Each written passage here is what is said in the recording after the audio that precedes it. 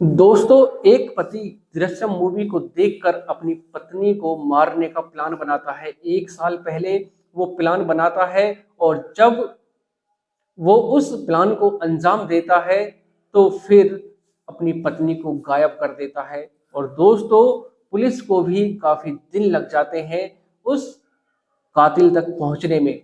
तो दोस्तों, जानते हैं इस कहानी के माध्यम से कि आखिर उस मूवी को देखकर उसने ऐसा क्या प्लान बनाया कि पुलिस को भी काफी समय लग गया उसको पकड़ने में।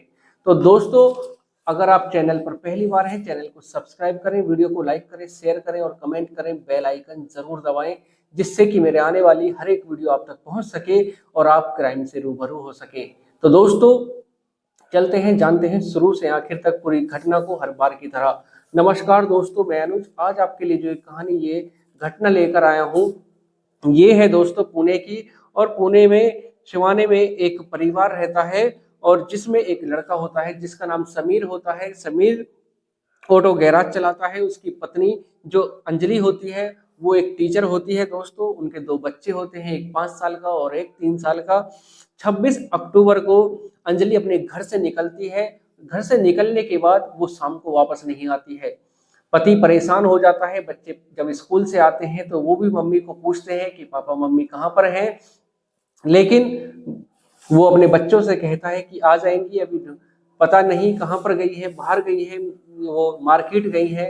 वो बच्चों को ऐसे ही करके थोड़ी देर के लिए शांत कर देता है, लेकिन फिर बच्चे रोने लगते हैं और फिर वो अपनी रिश्तेदारियों में फोन करता है, उनसे पूछताछ करता है। जो अंजलि की फ्रेंड्स होती हैं उनके पास फोन करता है, उसके स्टाफ के पास फोन करता है, अपने परिवार में बता देता है कि अंजलि का कुछ पता नहीं चल रहा है। वो सुबह घर से निकली थी लेकिन रात हो गई है, अभी तक उसका कुछ पता नहीं चला। दोस्तों, अगला दिन होता है। जो समीर होता है वो पुलिस स्टेशन जाता है। स्टेशन में जाके रिपोर्ट दर्ज कराता है और बताता है कि मेरी पत्नी जिसका नाम अंजलि है वो 26 अक्टूबर को घर से निकली थी लेकिन वो वापस नहीं आई। दोस्तों, जो थानेदार साहब होते हैं वो उसकी रिपोर्ट को दर्ज कर लेते हैं और फिर जो समीर होता है वो अपने घर पर चला जाता है। 1-2 दिन बीत जाता है, कुछ पता नहीं चल पाता है। वो दोबारा स्टेशन जाता है, पुलिस स्टेशन जाता है और थानेदार साहब से कहता है कि साहब, तुम मेरी पत्नी को जल्द से जल्द ढूंढ डालो, जिससे जब क्या पता कोई अनहोनी हो जाए तो आप जल्द से जल्द मेरी पत्नी को मुझ तक पहुंचा दो। बच्चे परेशान हैं, रो रो कर बच्चों का बुरा हाल हो रहा है। दोस्तों, जब 2-3 दिन बीत जाते हैं और फिर दोबारा से जो समीर होता है वो स्टेशन जाता है और पुलिस स्टेशन में जाकर वो कहता है कि साहब, इतने दिन हो गए हैं लेकिन मेरी पत्नी का कुछ पता नहीं चला, आखिरकार क्यों नहीं पता चल रहा है, मुझको आगे जाना पड़ेगा, कंप्लेंट करनी पड़ेगी। और फिर पुलिस उसके बाद तलाश में जुट जाती है और सबसे पहले जो मोबाइल की लोकेशन होती है उसको देखा जाता है। जब अंजलि के मोबाइल की लोकेशन देखा जाता है तो वो उसकी लोकेशन उसके ही घर में होती है और फोन घर में ही स्विच ऑफ होता है। दोस्तों, जब फोन को ढूंढा जाता है तो वो एक कोने में स्विच ऑफ होकर पड़ा हुआ था। दोस्तों, उसके बाद जो फोन को ओपन किया जाता है, खोला जाता है, स्विच ऑन किया जाता है तो उसमें देखा जाता है, उसकी हिस्ट्री चेक की जाती है तो उसमें कुछ नंबर थे और एक मैसेज था जो एक नंबर पर किया गया था और उसमें लिखा हुआ था कि आई लव यू, मैं कल आ रही हूँ। दोस्तों, जब पुलिस यह सब देखती है तो पुलिस समझ जाती है कि यह सब लव स्टोरी है और कुछ नहीं है। वो इसकी पत्नी किसी के साथ भाग गई है, फरार हो गई है।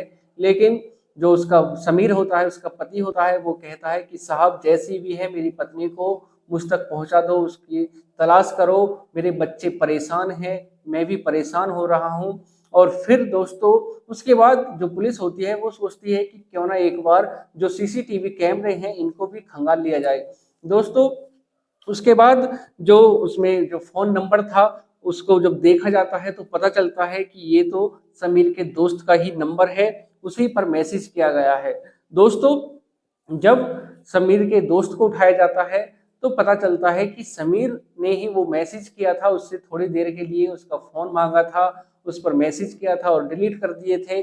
और फिर उसके बाद जब पुलिस कैमरों को खंगालती है तो देखा जाता है कि जिस दिन समीर ने कहा था कि मेरी पत्नी 26 अक्टूबर को घर से निकली थी, गायब हुई थी और जब वापस नहीं आई, उसी दिन जो अंजलि है वो समीर के साथ देखी गई और फिर पुलिस को शक हो जाता है और फिर पुलिस समीर को उठाती है और उससे पूछताछ करती है। लेकिन जब समीर कुछ बताता नहीं है तो पुलिस अपने तरीके से जब पूछती है तो वो पूरी कहानी को बताता है कि साहब, 1 साल पहले मैंने प्लान बनाया था अपनी पत्नी को अपने से रास्ते से हटाने के लिए। दोस्तों, जब समीर बताता है कि मुझको पता चला कि जो मेरी पत्नी है वो किसी से बात करती है, किसी के साथ वो उसका अफेयर चल रहा है और वो उसके साथ संबंध भी बनाती है, तो मैं फिर सोचता हूँ कि इसको कैसे अपने रास्ते से हटाऊं, कैसे इसको अपने से दूर करूं। और फिर मैं प्लान बनाता हूं, दृश्यम मूवी देखता हूं और उसको देखने के बाद मैं जब प्लान बनाता हूं तो सोचता हूं कि जब पत्नी की लाश ही नहीं मिलेगी तो फिर मुझ तक पुलिस पहुंच ही नहीं पाएगी। और फिर मैं जो गैराज होता है उसमें एक गैराज बनाता हूं, उसमें भट्टी बनाता हूं और भट्टी में वो बहुत ही बड़ी बनाता हूँ, अच्छी खासी बनाता हूँ। और फिर जब दीपावली आती है, दीपावली के बाद उसके बाद मैं अपने बच्चों को उनकी नानी के घर पर छोड़ आता हूँ और कहता हूँ कि बच्चे अपनी नानी के यहाँ पर रहेंगे और जो पत्नी होती है उसको अपने साथ लेकर आता हूँ। उससे कहता हूँ कि जो मेरा गैराज है उसकी ओपनिंग होनी है और फिर ओपनिंग के बहाने मैं उसको गैराज में लेकर आता हूँ। कोई भी यहाँ पर होता नहीं है, मैं उसकी गला दबाकर हत्या कर देता हूँ और जब तक उसका गला दबाए रखता हूँ, जब तक उसकी सांसें नहीं रुक जाती, जब तक उसकी नब्ज नहीं थम जाती और जब उसकी सांसें रुक जाती हैं, जब वो मर जाती है, उसकी सांसें रुक जाती हैं, उसके बाद मैं उसको भट्टी में डालता हूँ और भट्टी में डालने के बाद अच्छी खासी मैं आग जलाता हूँ। और जब 8-10 घंटे हो जाते हैं और फिर जब वो बिल्कुल राख हो जाती है, उसको बोरी में भरकर मैं नदी में फेंक आता हूँ और फिर दोबारा से आग लगा देता हूँ जिससे कि कोई सबूत ही ना मिले। और फिर उसके बाद जब